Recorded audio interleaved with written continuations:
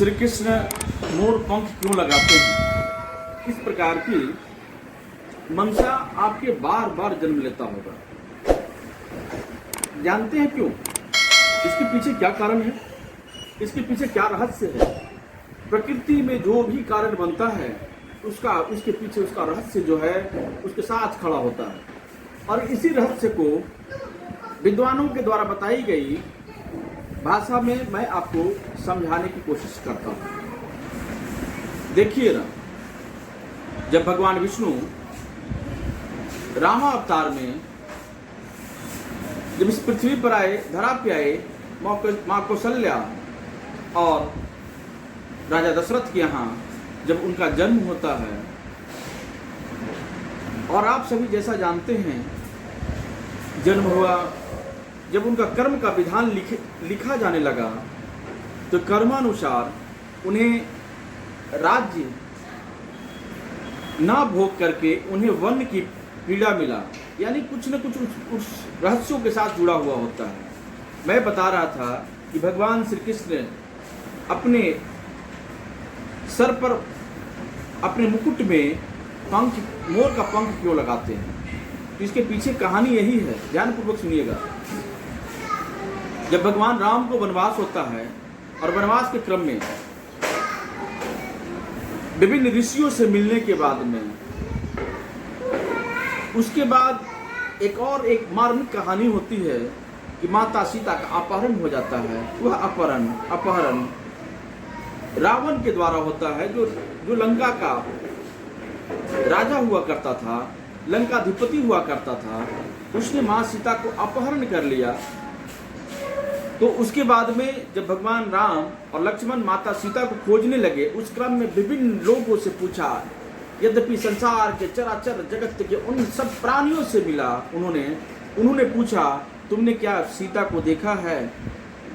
वृक्ष से पूछा, पशु से पूछा, पक्षी से पूछा, विभिन्न प्रजातियों से पूछा कि किसी ने मेरी सीता को देखा है? अगर देखा है तो सीता को बताओ कौन ले गया है? किसी ने जवाब नहीं दिया।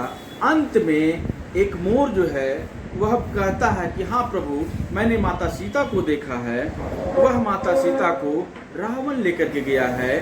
तो भगवान, मैं तो उड़ करके चलूंगा और बताऊंगा, परंतु आप उड़ नहीं सकते। तो ऐसे में मैं अपने उस पंख को गिराता चलूंगा और उस पंख को आप फॉलो करते चलिएगा, उस पंख को देख करके आप आगे बढ़ते रहिएगा।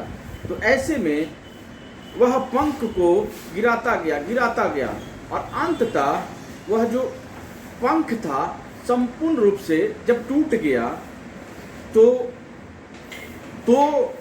चूंकि जैसा कि आप सभी जानते हैं कि अति विशिष्ट समय में ही पंख जो है वह मोर का गिरता है, क्योंकि प्रकृति रूप से गिरता है। एक अप्रकृति रूप से कार्य जो होता है तो बड़ा भयावह होता है और अंततः उस मोर का मृत्यु का कारण बना। तब भगवान राम ने सम्मान स्वरूप में उस मोर को कहा कि हे मयूर, मैं तो इस बार तुम्हारे उस कर्ज को बोझ तले जन्म में नहीं उठा सकता हूँ, परंतु मैं जब अगले बार जब इस धरा पे फिर से जन्म लूंगा तो तुम्हारे जो पंख है वह पंख को अपने माथे में लगाऊंगा, अपने मुकुट में धारण करूंगा और विश्वास दिलाता हूँ कि समग्र संसार इस मुकुट में तुम्हारे इस पंख को प्रणाम करेंगे, नमस्कार करेंगे और तुम्हें तुम्हारे किए गए उस कार्य के लिए सराहेंगे। बहुत बहुत धन्यवाद। आप मुझे देख रहे थे हमारे यूट्यूब पेज टेलीकॉम गुरु सिकंदर कुमार पर और हमारे पर्सनली फेसबुक पेज sikandar@gmail.com पर। यदि यह वीडियो पसंद आए तो हमारे चैनल को लाइक कीजिए, सब्सक्राइब कीजिए एंड शेयर कीजिए। और याद रखिए, मोर बनिए, लोगों को अपनी तरफ आकर्षित करने की क्षमता रखिए, लोगों के जीवन को उल्लास में भरने में अपनी योगदान दीजिए और आगे बढ़ते रहिए, ताकि आने वाली पीढ़ियां या आने वाला वह समय आपको जो है इस कार्य के लिए हमेशा याद करेगा, उस परोपकार के लिए, उस कर्म के लिए, उस संस्कार के लिए। बहुत बहुत धन्यवाद। सर, हाँ, आदित्य के